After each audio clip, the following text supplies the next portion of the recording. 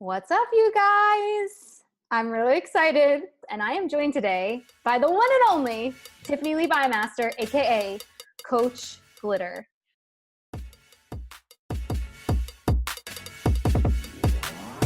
That is the longest name ever, and I reply to any parts of those names. I do go by Coach Glitter in the online space. And I'm super excited to be here with you because I think this is such an important conversation. Well, let's actually tell people what we're talking about because I totally didn't do that. So I apologize, you guys. Let's do that. Like, I'm so glad you're here. So we're talking about, well, this is our title.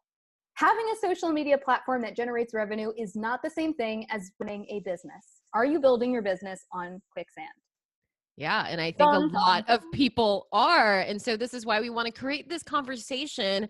It is not about pointing fingers or making anybody feel bad, but let's have some real conversations. Let's have some conversations beyond just hearing about like the $1 million launches or like the perfect funnel, which is whatever. But I mean like what we're doing in the space, because all of us are entrepreneurs. We're striving to create and make a change and grow our businesses. But what does that mean? Mm-hmm. And so that is what fascinates me about what's happening. And especially I was just telling Jen, doesn't it feel like it was a long time ago? It was just last week that Facebook and Instagram died and then they were resuscitated. Mm-hmm. And I'm not one of those people that are like, listen, they're going to go away and you better have your email list, and your email list is everything. It's one of the things, but it was a good wake up call. So that hashtag Instagram, Facebook blackout of March 2019. I mean, it was a thing. I got so much stuff done that day. It was actually awesome. And it wasn't a bad thing because I'm not reliant on any one social media platform. I need them. I love them. I know how to use them, but I have other things as well. So I think, in the beginning phases of our business, myself included, I'm calling myself out. I thought I had this business because I was starting to generate money through social media. And then I got a wake-up call, which we'll talk about. But what about you? What was your experience when you first started building your brand in the online space? Now I'm interviewing you on your show. Well, this is just an open conversation. So if you guys are watching live, like drop some comments below and please, like, we would love to interact with you guys and have this conversation. But yes, this whole conversation was really born out of the blackout from the other day. And I saw a lot of people kind of jumping in and wanting to give their 2 cents. And so I figured, well, if everyone else is doing it, like we should talk about this too.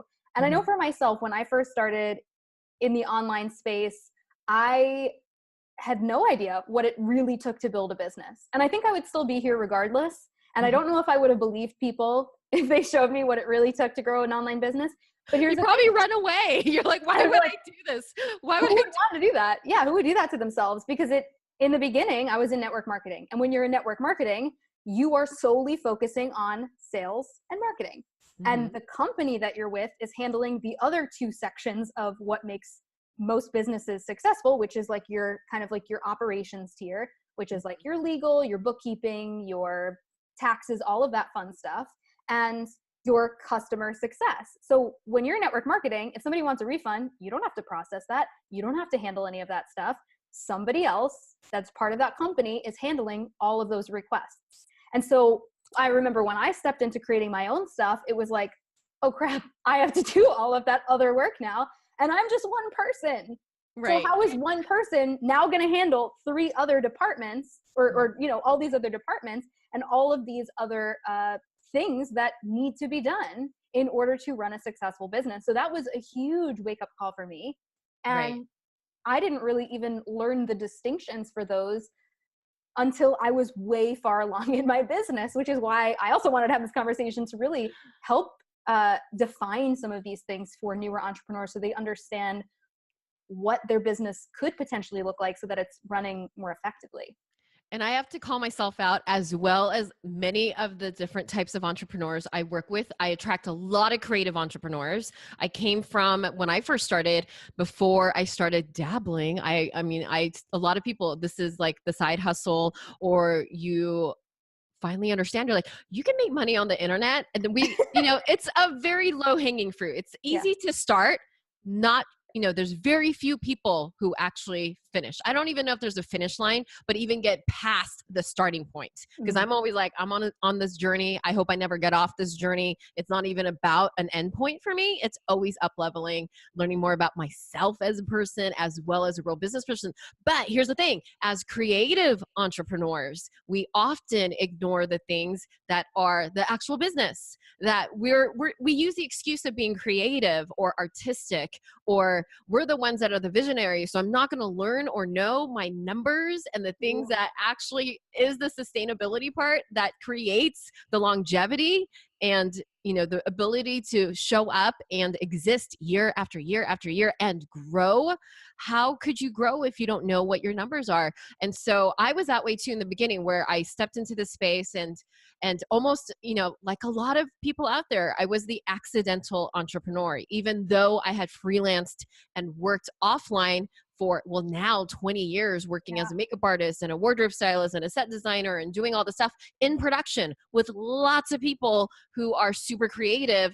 But even as a freelancer, I just would invoice and somehow magically a check would appear, because I didn't have to do those things. And I didn't have to do the entire ins and outs of being a solopreneur. And then going into the next phase from the solopreneur who does all of those things, who are like, oh my gosh, I have to pay taxes. Oh my gosh, I have to have like bookkeepers or do it myself. Oh my gosh, I need to know like what my costs are and what's a P&L. Nope. I didn't know. And so really, even from going from freelancer for my own business as a contractor to then stepping into the online space, where it really was this giant wake-up call of, I have opportunity, I'm making some money, I see the light, but now I need to act and be the business owner if I want to exist year after year after year. And that was huge for me. It is not enough. It does not mean that you get to be the cool biz boss or like the boss chick or whatever the many other hashtags are that makes entrepreneurship so sexy, where 15, 20 years ago, it really meant you're broke and unemployed. And now everybody wants to be an entrepreneur. And just like we were saying in the beginning, like if you knew all the things, the real entrepreneurs would be like, I'm going to step up. This is what I want to do. I was built for this. I was made for this. This is what, is in my belt. I am 100,000% unemployable. And then other people are like, oh, so it's not about taking my laptop to the beach and working 1 hour a day. Yeah. Like painting that picture online, which I'm so glad and happy to see that slowly starting to fade away, because it's not about that. It is in the beginning hard work. It is hard work. It's it's work that we love, which is why we love to do that. But there are long days. There's a lot of learning, but you have to have that characteristic of wanting to be a lifelong learner, of wanting to invest in whatever tools and software and programs and coaches and whatever it takes to reach our next goal. Like, is that what makes you a business? I would say that learning. So it's interesting because if I really look back at my journey from 2011 to around 2013, I was a straight up dabbler. I just dabbled, dipped my toes in. I was like, what's this world about? But I was learning along the way, and I was maybe making, a few $100s a week, and that was good. Like that was just paying for my basic costs and things that I needed, and I was having so much fun with it. But I wasn't really all in until 2014, and then I was like, I'm doing this thing. And I don't really know exactly what it was that flipped in my brain, but I know that there's a clear distinction of like BC and like before the decision and then after the decision. And I think that I see a lot of people have, like, I think it really comes down to that decision. And I always talk about how successful entrepreneurship is above everything else about state management. If you can learn to manage your emotional state through all the highs and lows and not freak out, and like you talk about during your launches, like diapers and feeding tubes, baby. Like that's literally my favorite thing. But because who has time to eat? Who has time to eat when you're in the middle of a launch? Launching doesn't need to be that way. That gets better too. Yes. But I always joke in the beginning stages, it was because I was so all in. I was ridiculously all in. And make sure you eat. I do these really long live videos during my launches where I'm so excited because I get to feature and brag and show off my best students. And so we end up doing these, like, we call them marathon live videos, and we do it until TMI, I got pee.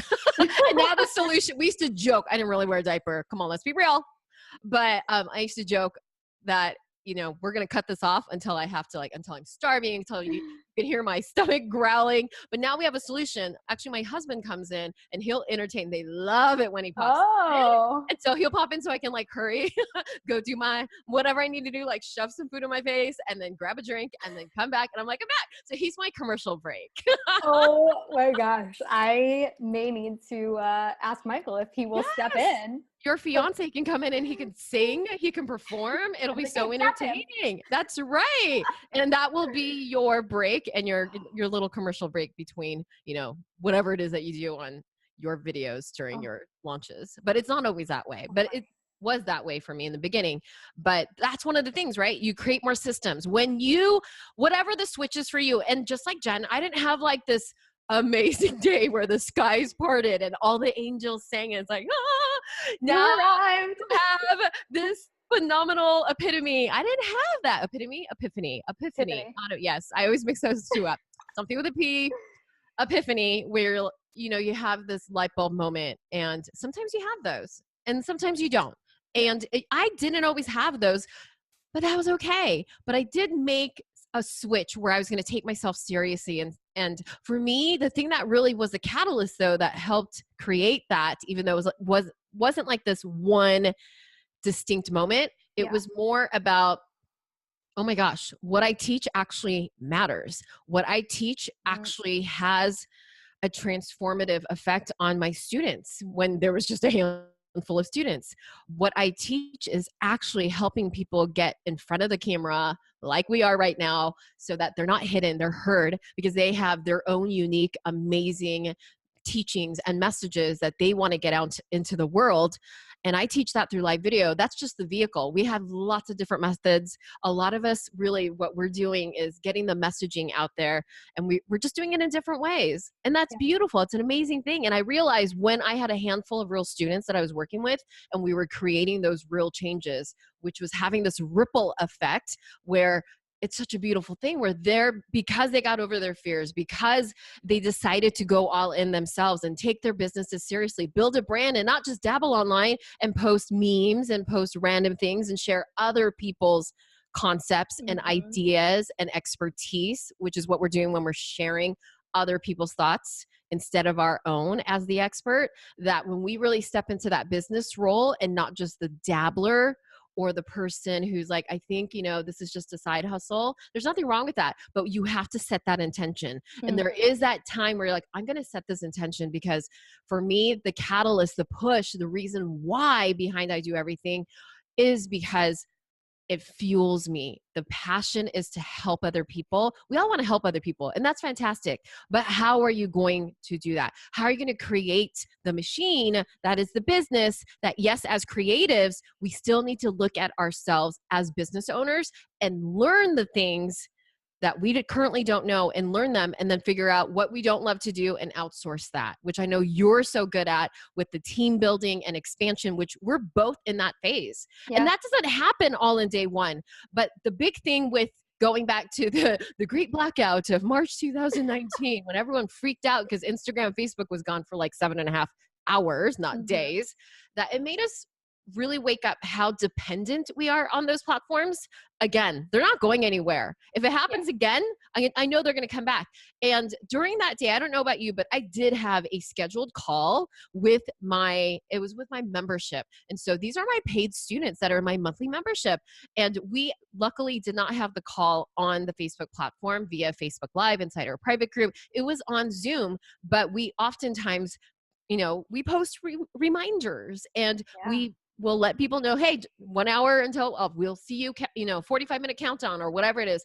But because I can also contact my students via email, they got the reminder and said, oh, I would have forgotten, because, you know, we are all so distracted, so busy, and we need those reminders. Even if we set the alarm on our phone, like I tell my students to do, we still have to do that. But I have secondary, third, third dairy, a third way of contacting my students. And I always joke, if it's not, you don't want to be social media dependent. We want to be able to use messenger services. Well, that's through Facebook, but we don't want to be dependent on one social media platform. If you're like, Instagram's my jam, but I was like, you should have a secondary jam.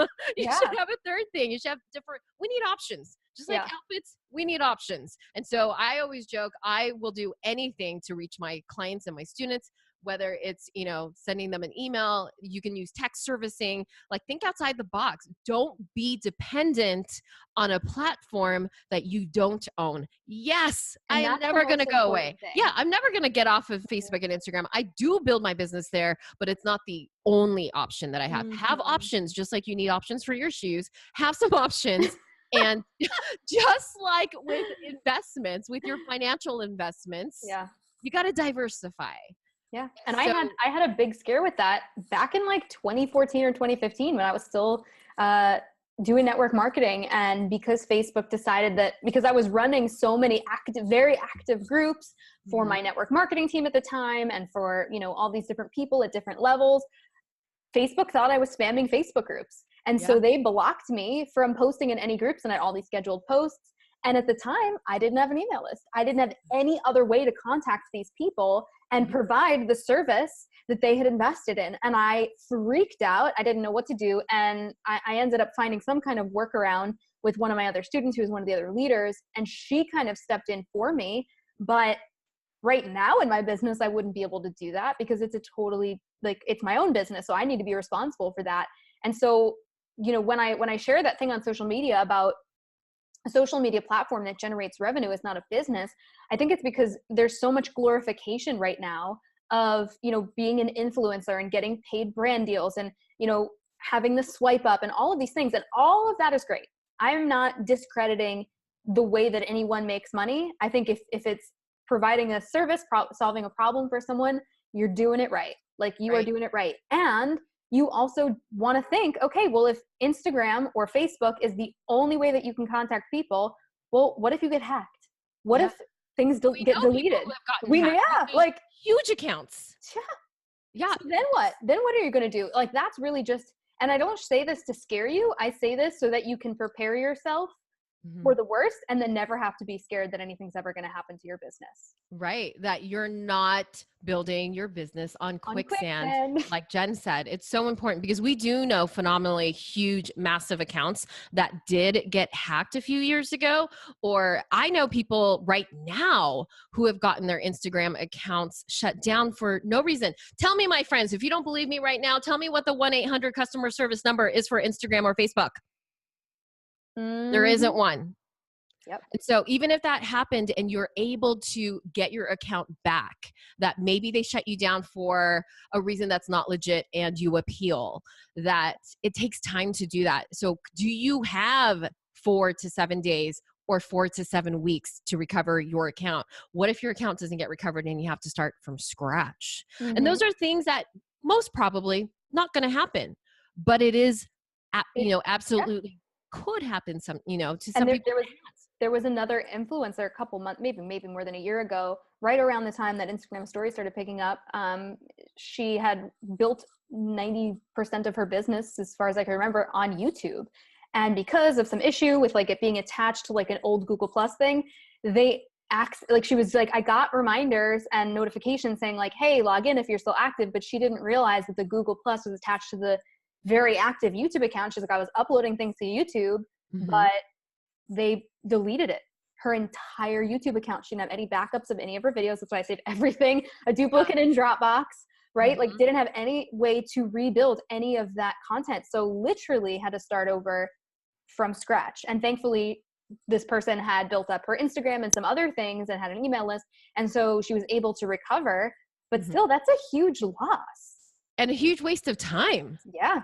Yeah. And I'm sure it was never the same. It's not going to be the same, because you have to start from scratch, and maybe it's a good way to filter out the people who are no longer interested in what you do.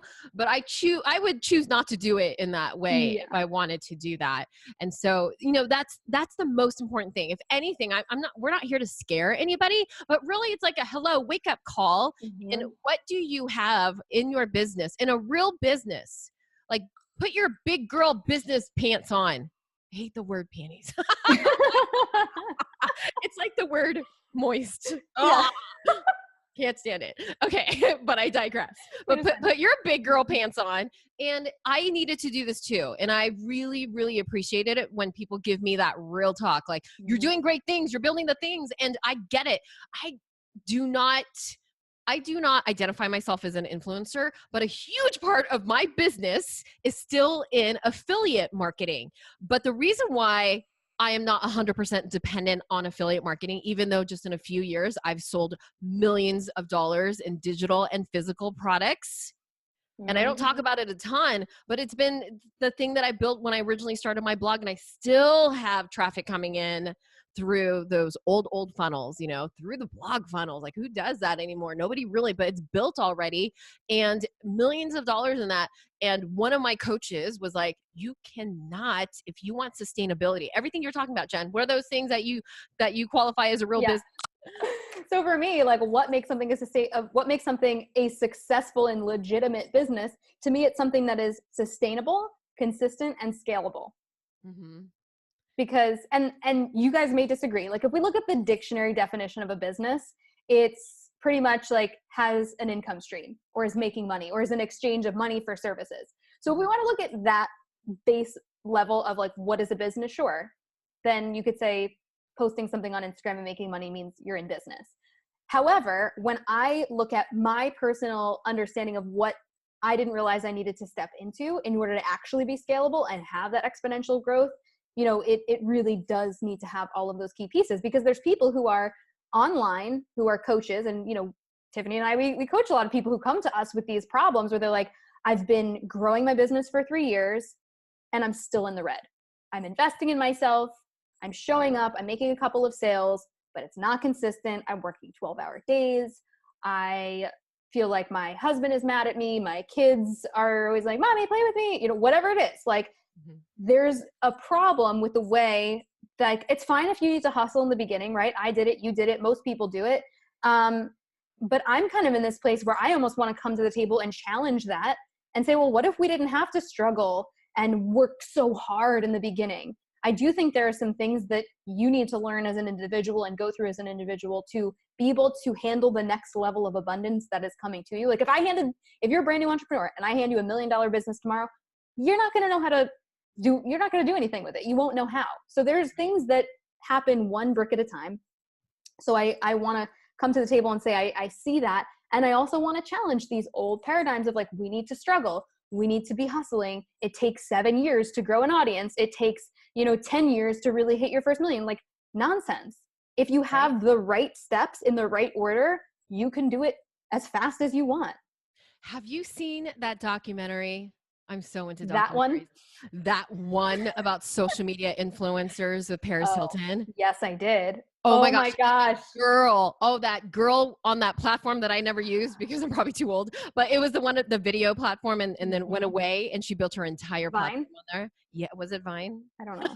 I think it was Vine. Super forgettable though. Yes, because it was huge, and she built her entire platform, her entire business, all her income, and where people knew her on that one platform, some video platform. I think it was Vine. And so she has a presence on Instagram, but she never saved her videos. She didn't put them on YouTube. She didn't diversify. And so when they said, we're going to close this, we're going to shut this down, then she's like, oh my gosh, everything that I'm doing to pay my rent and create this business like that the future is gone. And so don't ever put yourself into that position. And if you want to be an influencer, fantastic. If you're getting brand deals, great. I love them too, but I don't become dependent on them. To me, I look at them strictly as a bonus of my business. I don't become revenue dependent on that, because people can drop you, they can drop their affiliate program, they can decide that, I know like a lot of people years ago who were a top affiliate for Marie Forleo, and they counted on that every single year, and they could have done a great job until they decided they're going to cut back on how many people are going to be affiliates, because wow, when B School is launching, we know B School is launching, and it was actually hurting the brand. So I totally see why they did that. But imagine if you were making hundreds of thousands of dollars on somebody else's product as an affiliate, whether it's a physical product or a digital product. I love affiliate marketing. It's still a massive part of my business, but I see it as a bonus and it's not my only option. I'm so glad you're talking about this because I think this does have that overlap with kind of like the brand deals where they can decide, okay, we're done. And then you just don't have that control over it. Oh, that girl whose mom, oh my gosh. Wait, what? It's all over the news. Her mom, Lori, what's her face? I'm so bad with names. From Full House, the one that like bought her daughter's way into USC. So now is she kicked out of USC yet? I mean, she's supposed to be on the crew team where they like photoshopped her doing crew. It's crazy, right? So she got into, you guys know the story. Her mom, paid all that money to get her in there. She didn't like legit qualify.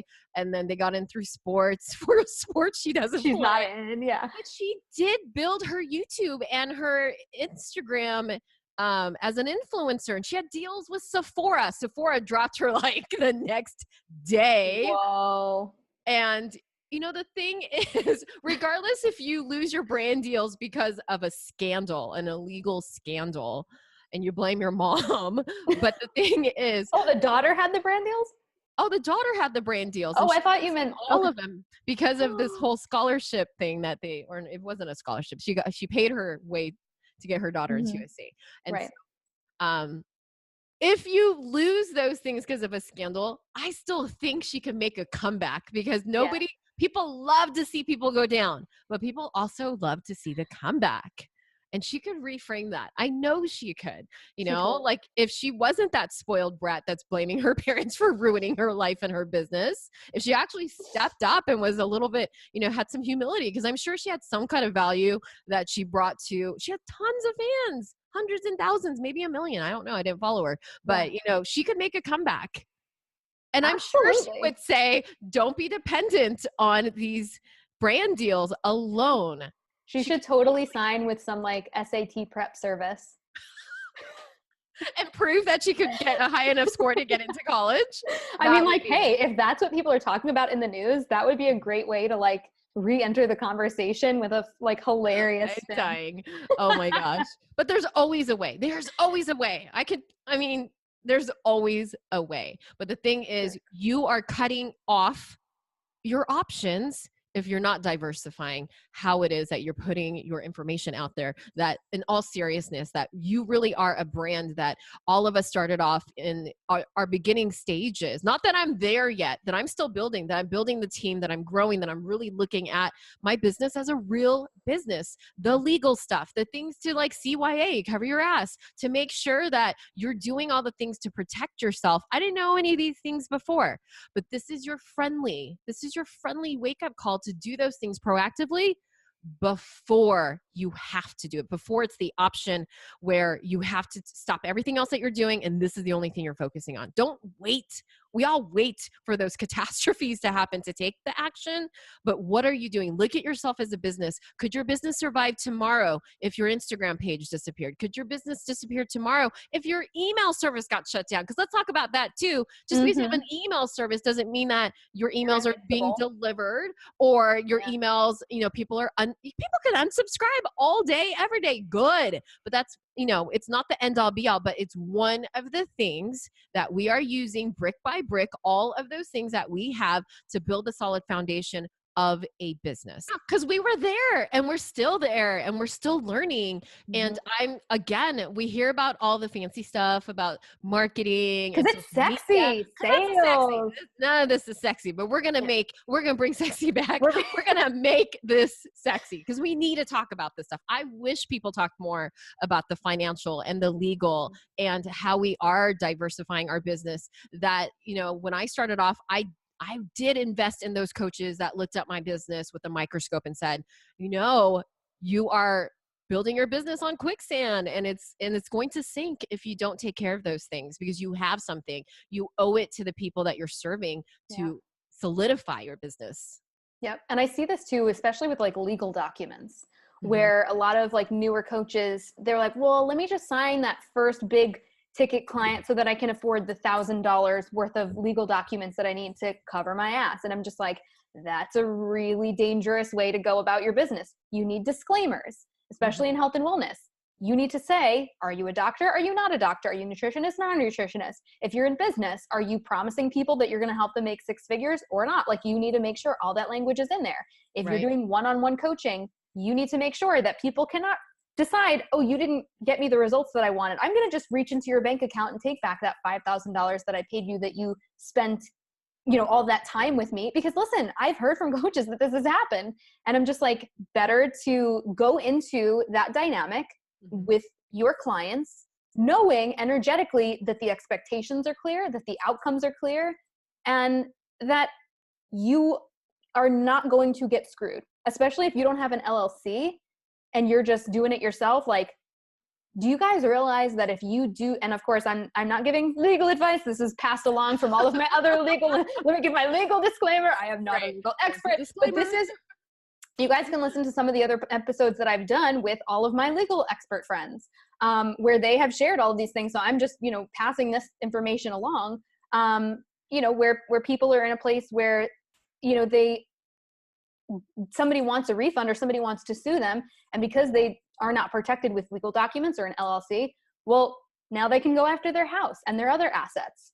Like, that is probably not going to happen to you, but why put yourself in a position where it could? Like, to me, I'm like all about caution when it comes to, but like being smart about it. And to me, that's what, to me, this is my definition, doesn't have to be yours, but to me, that's what really makes somebody a fully, what's the word? Just like a business owner that's really looking at all of their things, who's being a CEO, who's being conscious and cognizant of all of the different areas of what it takes to run a successful business. Not just like, oh, I made sales today, $48 million launch today. Like, yeah, I get that's sexy. I get that's exciting. Money is fun. Money sells. I get that. But that's just the marketing piece. And I love the marketing piece, and I teach the marketing piece, and you teach the marketing piece. So we are like team marketing.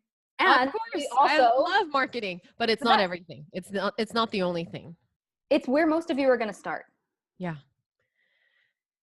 But it's so important, like the stuff we don't want to, you know, a lot of us, myself included, we buried our heads buried our heads in the sand when it came to legal, financial, and like the whole accounting part of our business. And you will either, you know, you will face the ramifications of that, or you are going to be proactive and do something about it. Avoidance doesn't make it go away. I know, which I tried that tactic, and let me tell you guys, it doesn't work. Yep. And I've had a couple conversations with some people on the podcast. Some of them are still going to be coming out, but really just about like, you don't want to be screwed with back taxes of hundreds of thousands of dollars. You don't want to be screwed. Like, there's just way too many things that can go wrong that you just want to be proactive instead of reactive, all that stuff. Right. So I kind of want to dig into a little bit of like, you know, people, you were saying, okay, guys, you want to diversify. You want to not rely on other people. What would you say is like the one thing that someone who's taking in all this information, what is the one thing that they should do to start being more proactive on some of these things? Well, definitely take a really good hard look, and don't personalize it, but look at it as if somebody else was looking into your business, not right there, but like from, what's that saying, 30 feet above, that you can really evaluate where you're building your business. Where's your traffic coming from? Where's your leads? And then how are you taking your revenue, and where is it going? Is it commingling with your personal things? Is it all going on the same credit card? Are you paying your quarterly taxes?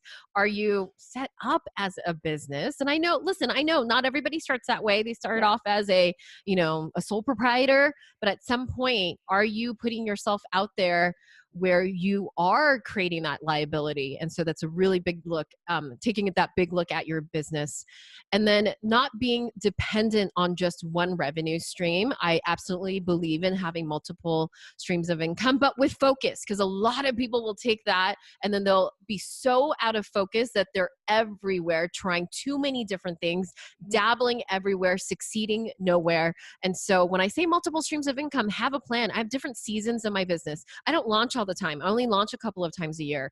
I don't always open my membership. My membership is actually not open to the public. It's only open to my students. So know what your business your business plan is, like how is your business structured? And mine's a little bit different. It's not the norm. And I like it that way, but I know exactly how it is. And we can pivot at any time. We can pivot, we can change, we can learn more about ourselves. We can have people honestly and lovingly give us that kick in the booty so that we can figure out what's working, what's not, and then change. And then you can't change unless you know what to change. So constantly stay in that mindset of abundance, curiosity, creativity, and that you absolutely possess the ability to learn anything that you need to be that phenomenal business owner.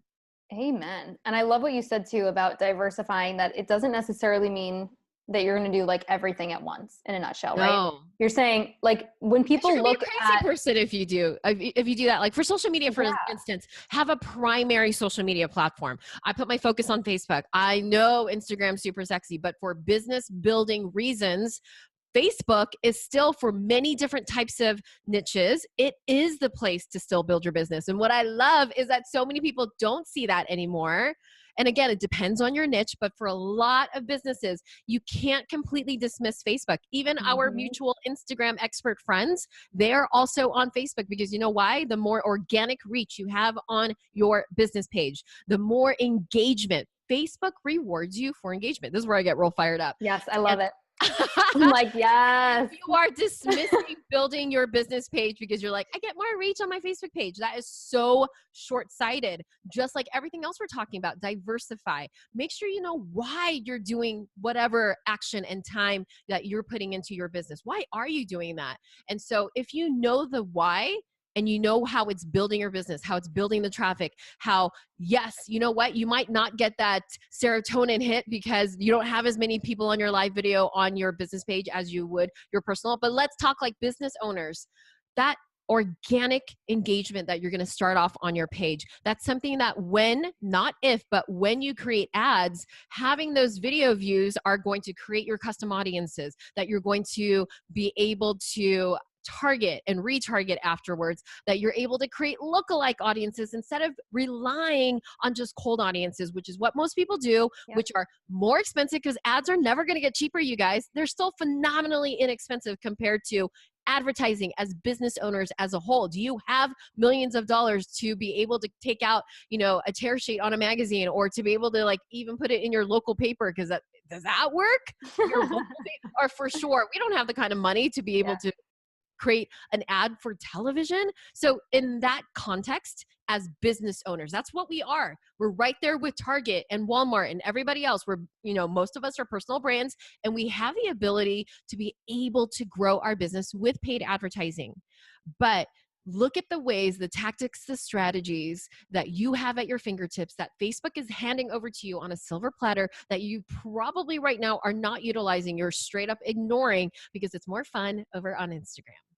Like that to me is crazy. Have fun on Instagram. Just because you personally love to drink your wine at the end of the night and mindlessly scroll, especially when we all say we don't have enough time to do anything, but we all like to veg out and do that. I do too. But what we do as business owners versus what we love as just a human being and what we do on our personal time isn't always what's good for the business. So look at the platform in that way. Like look at it from, how can I reach more people? How can I lower my ad costs? How can I attract more of the people, target more of the people so that I can pitch what it is that I have to offer and attract the most amazing, phenomenal people that I get to work with. With the Facebook ad side of things, I see so many people, like you were talking about, running cold ads. And so for those of you guys, if you're like, well, I don't know, I've like boosted some posts and I like sent it out to like women who were like in the US, like 30 to 35 who like Starbucks and Target. Like, is that right? Like, no, that's cold. That's cold audiences. People don't know you. They've never been exposed to you.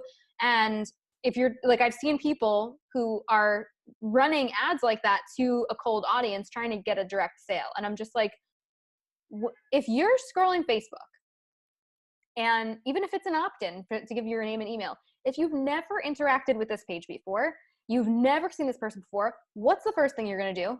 You're going to click on their page and you're going to see what their like page is all about.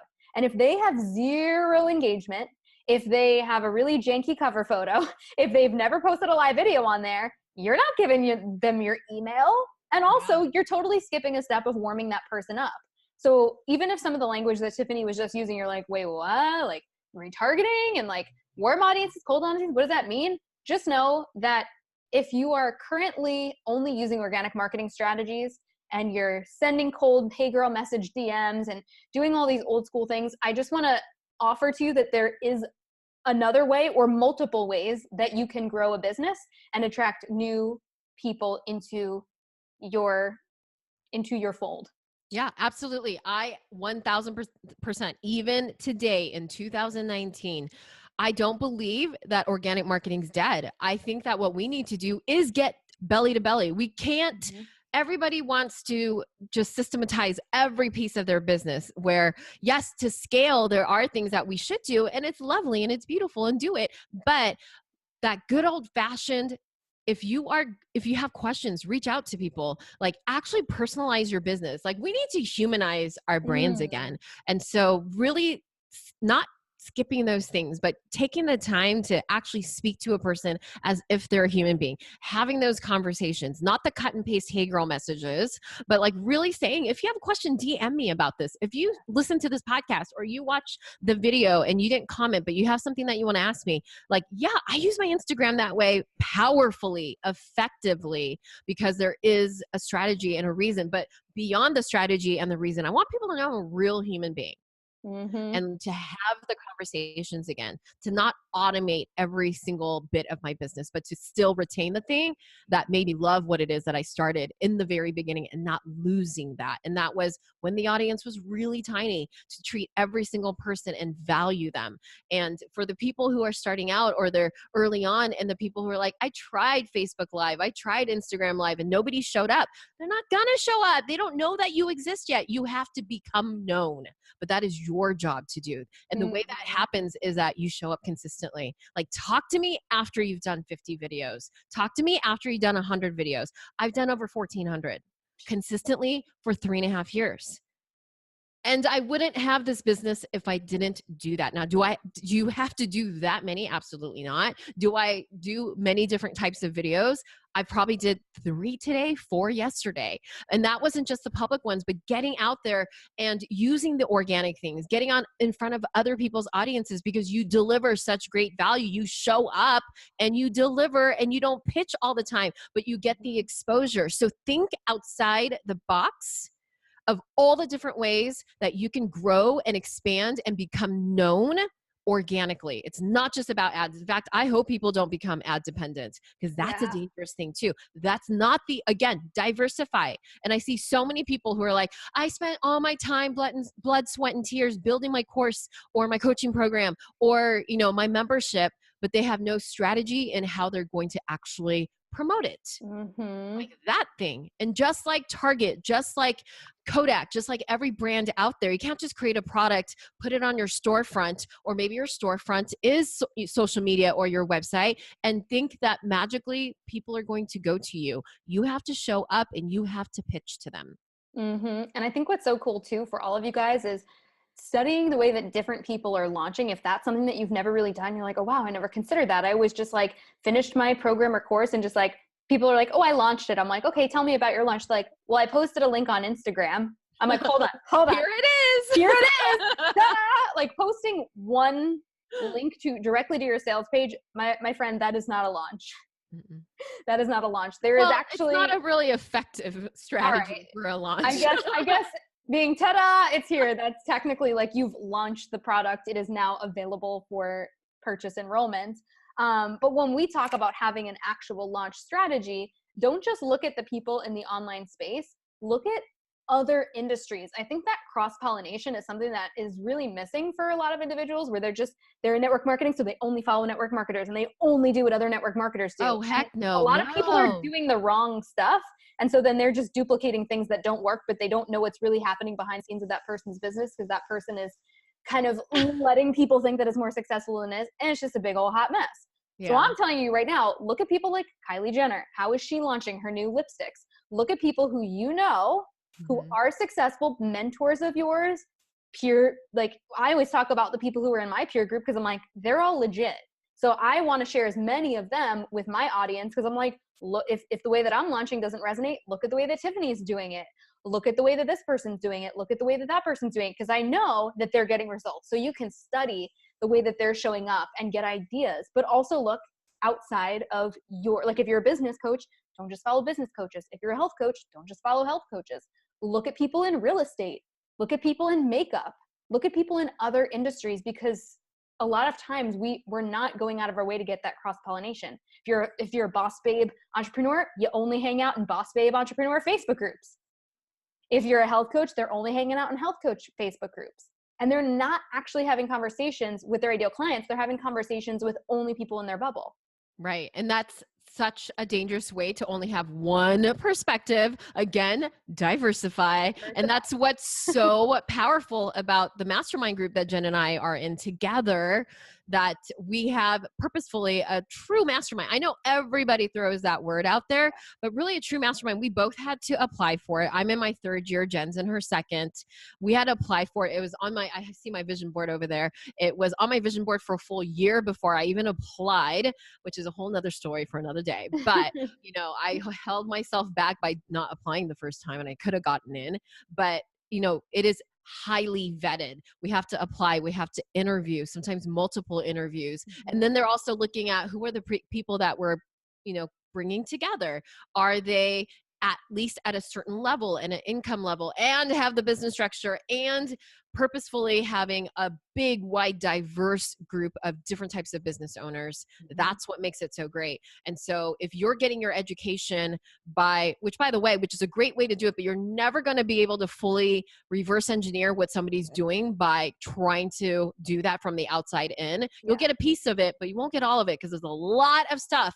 The business building doesn't happen just in front of the camera or in the Facebook ad. And I know people do that. They look at that and it's one piece of it, but it's not the whole pie. It's not the whole thing. So make sure at the very least you're surrounding yourself with people outside of your own niche, that you're looking at what's working in the marketplace as a whole, that you're looking at people who are the trendsetters, the people who are the ones that are predicting what is coming next. And don't just be the follower, be the one that creates that. Like, don't be afraid to do things weird. Don't be afraid when everyone seems to be doing the same thing, especially for those people who are network marketing and direct sales, that when you see everybody copying and pasting the exact same copy, the written, I used to wonder, what the heck is copy? Are you guys talking about like making copies on the Xerox machine? Like, I'm so aging myself. Xerox. Who makes copies on the Xerox?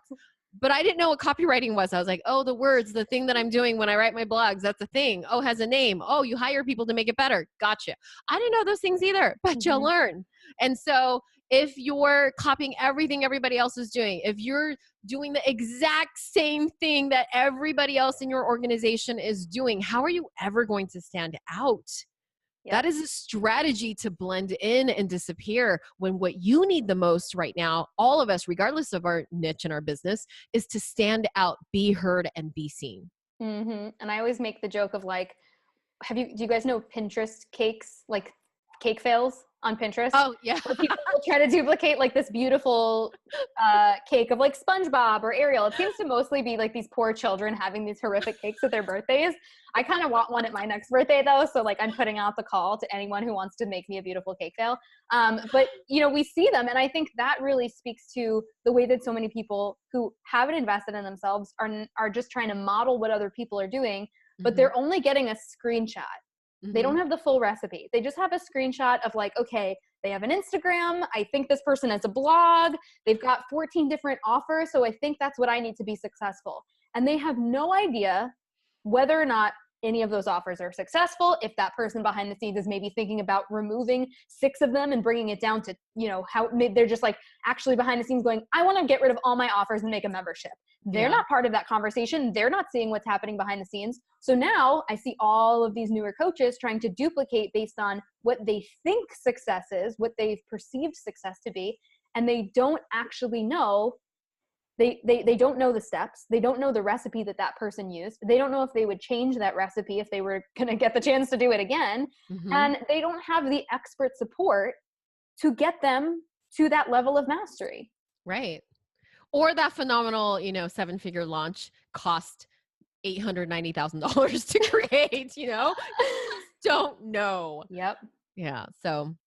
Well, and I had a conversation with someone in our mastermind kind of about this last year, and we were laughing about it a little bit, not about anyone obviously in our group because everyone in there is amazing, but we were just kind of talking about the online space and how it's so interesting that, you know, he was saying, he's like, honestly, compared to a lot of other people, my costs are so low that my profits are so high, but I'm not at the $1 million revenue mark yet. And so I'm not at this like recognized tier. He's like, and yet I'm taking home 3 times what other people are taking home, and I'm taking a salary, and like, we're good. He's like, but everyone else who's like being, and then we're seeing all these people being celebrated for their big revenue numbers, but the infrastructure of their business is actually not making them as profitable. So I was just like, such a funny thing to really look at that. And I don't think that a lot of new coaches, because I sure as heck didn't really understand how all that worked in the beginning. And I got wrapped up in all the beautiful, like, oh, I gotta have a big launch and gotta have big sales and all that shit. And it's like, none of that, well, not that none of it matters, but there's other layers to what makes a successful business, which kind of brings us back to like what we were talking about in the beginning. Yeah. Yeah. It's one of those things that when you really dive into this business and then you're like, my business has legs, like the thing that I'm creating, it actually is working. Yay. And then we all go through those phases where, oh my gosh, it's working. And now I got to really, really take on it's our responsibility to look at ourselves as a real business and then go into that next phase and then go into the phase after that and like slowly build our foundation and then the next layer and then the next, you know, the next room and then the second floor. And that's really what business building is about. But to continuously do the one thing that's working for you right now is literally, that's the thing that is going to bring you down.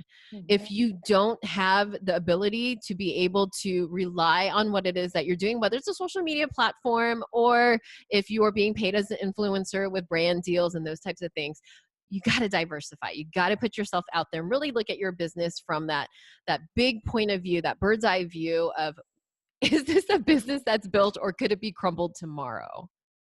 Eek. Yeah. Yeah. Well, I think one of the most important things is for newer entrepreneurs, some of you guys are listening to this, maybe you're a little seasoned and you're like, okay, I'm taking notes. I'm going to look at that. I'm going to put this in place. And then some of you may be like, oh shit, like I'm brand new. Like I haven't even started making money yet. Like where do I start? And I mean, Tiffany and I are both huge live video junkies. That was really how I built my business.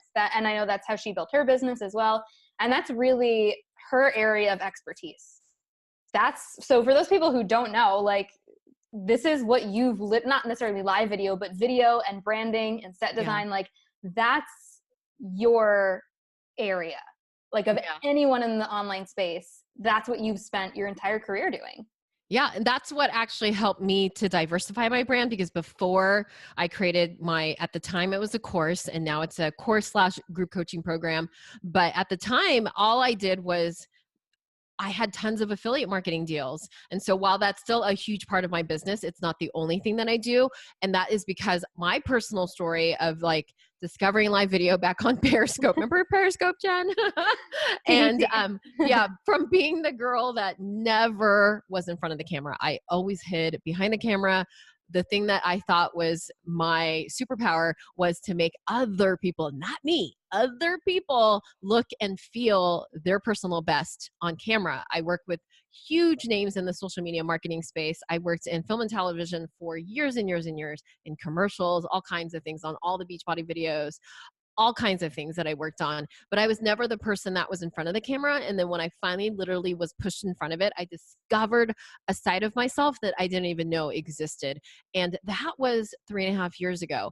Live video at the time, a lot of people are like, oh, it's going to go away just like Periscope went away in a year. It absolutely hasn't. And when you do your best to reverse engineer the people in your space and outside of your niche that are doing phenomenally well in the online marketing space, the thing that is common, regardless of the type of launches they do, whether it's webinars, whether it's recorded video launches, video series, whether it's challenges, the thing that is the commonality between all of the high power, most successful, and even the emerging, influencers out there is video. They have some kind of, not just video, because I don't really teach video. What I teach is live video and then repurposing them into other different, like create something once and make 30 different pieces out of it, pieces of content out of it.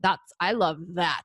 Recording video is not my jam, but live video, doing exactly what we're doing now, that is the common thing that you see in so many different businesses, that they're utilizing that not just as a traffic builder, but a relationship builder. And how do you get someone warmed up faster? The fastest way to do that isn't just going to be through an ad or a post that's a photo or a written post with just words.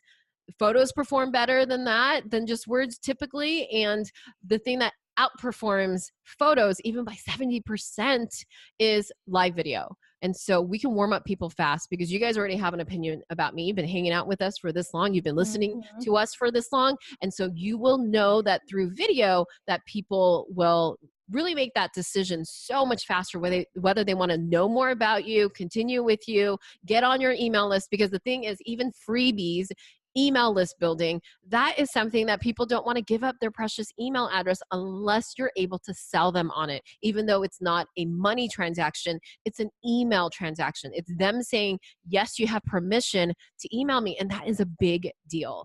And that happens, all those things happen so much easier and faster through the power of live video. Do you do your live videos the same days every week or change it up? That's a great question. If you can get on a schedule and you can commit, just like people who are really successful with their podcasts, they release their podcasts every single day, or if they have a newsletter, they have a schedule. That's a great thing for you to have the accountability to yourself to show up consistently. Now, I don't do that myself anymore. I used to do that where I had like a weekly show. My goal is to, because I've been doing this, you have to remember this, I've been doing this consistently, bajillion videos later, 3.5 years into this, my goal is to show up on my page at least once a week and then a couple times a month on Instagram Live. But I'm in stories all the time. I always have consistent content.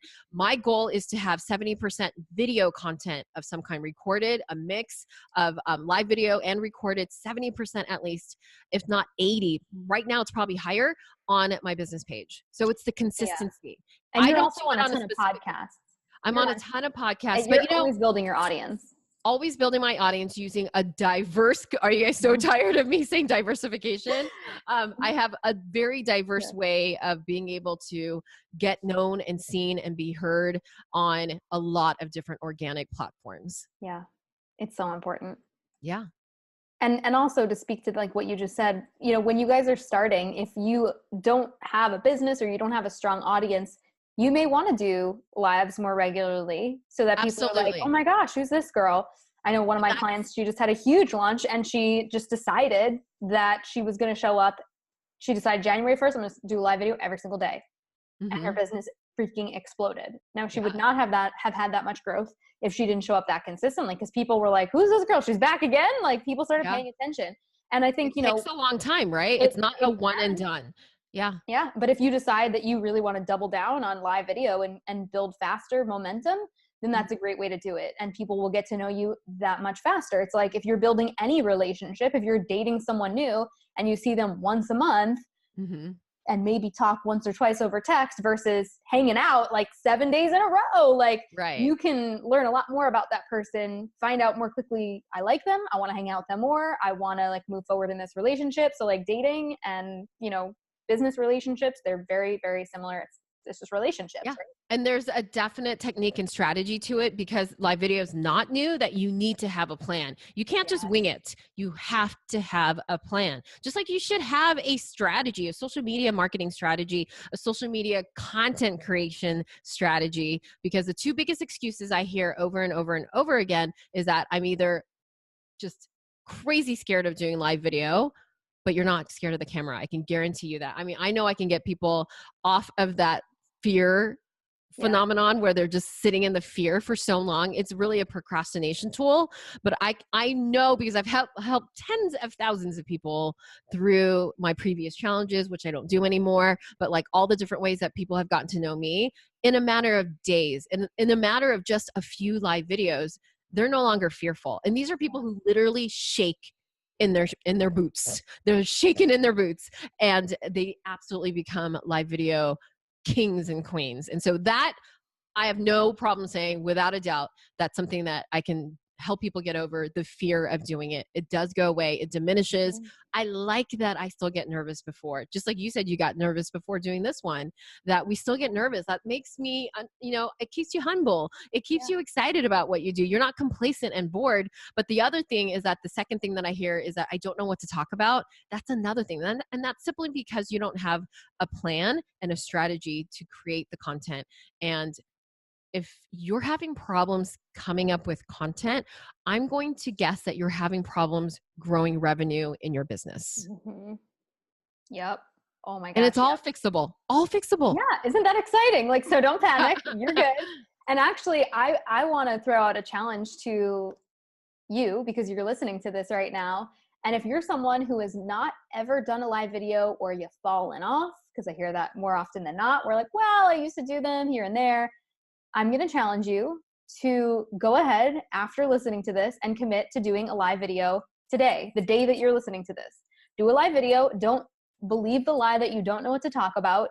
I'm sure you can think of one thing to talk about. It can be a 5-minute video. I'm calling you out right now, and I want you to tag us in it. Tag us and let us know on Instagram at Coach Glitter and at Hajen Casey, or on Facebook, and let us know that you did that live video so that we can celebrate with you. Because building that momentum back up and jumping back in or doing it for the first time can be so freaking scary. And you might just need that little extra push of accountability. Oh, you're going to feel so exhilarated after. That's what people say, especially the longer you've been thinking about doing this, you've been stewing on it, you're making it a bigger, hairier, scarier, uglier monster in your head, which it's not in reality, but you're very creative and you're making it out to be such a big deal that it's not, that you're going to feel so amazing afterwards, that you finally conquered this fear that's not real, and you're moving towards that successful business that you're going to have, that you're not going to be relying on videos, that you're actually going to reach and speak to the people that you can help, that you're taking that first step forward and you're starting that momentum. And when you're first starting out, frequency with shorter videos is definitely the way to go. Like, you're not going to do these long videos like we do. But again, this is not our day one. Don't compare your day one to my day 955 and 1,400 videos later. Yeah. Oh my gosh. Such good advice. Tiffany, what do you have cooking right now? Like, what's next for you? Well, it depends on when you're listening to this, but if it's anytime before April 18th, we are getting ready for our next big launch, and we're going to kick it off with a free 3-part video series. It's totally brand new. I haven't done this before, but we're going to continue this conversation. We're going to talk about why this is so important for those of you. I don't speak to everybody, as you should not either. I'm speaking to the people who are I always want to say, I'm speaking to the sexy people. I'm speaking to the people who are the real serious business owners. Because the thing that I'm seeing right now is there's a lot of people who are starters and they're wannabes and they're the wantrepreneurs, but the people who are really serious about taking it to a serious business level, to create the systems to get seen, to be your own publicity person. Like right now, this is why I'm getting myself out there. It's like just like a celebrity who's about to launch an album, or their television show series is starting up again, or they're on Broadway and they're out there on social media promoting the fact that they're doing that. We all have this level playing field, whether you're a celebrity, a performer, a singer, or you're a social media brand, a personal brand. We have this amazing, as long as it stays up and doesn't have a blackout, 99.999% of the time, we have these platforms to be our own PR and show up and really be able to get ourselves out there. And the more visibility you have, the bigger your business is going to be. And that is the power of using live video and podcasts and all the things. Diversify, do the thing. But if you're not really banking your money and doubling down on video, you are doing your business a disservice. Boom. I think that's the perfect way to end. I'm going to make sure that for those of you who are listening to this a little later, and if you're listening on the podcast, we will link up the details for Tiffany's video series so that you can go ahead and check that out. Where can people go to hang out with you and learn more about you? Well, Facebook Live. At Coach Glitter. At Coach Glitter. I'm Coach Glitter everywhere. So Instagram, if you're watching this, take a screenshot, a really flattering one if you could, not where we look like we're I'm like, let me just dab real quick. Hold on.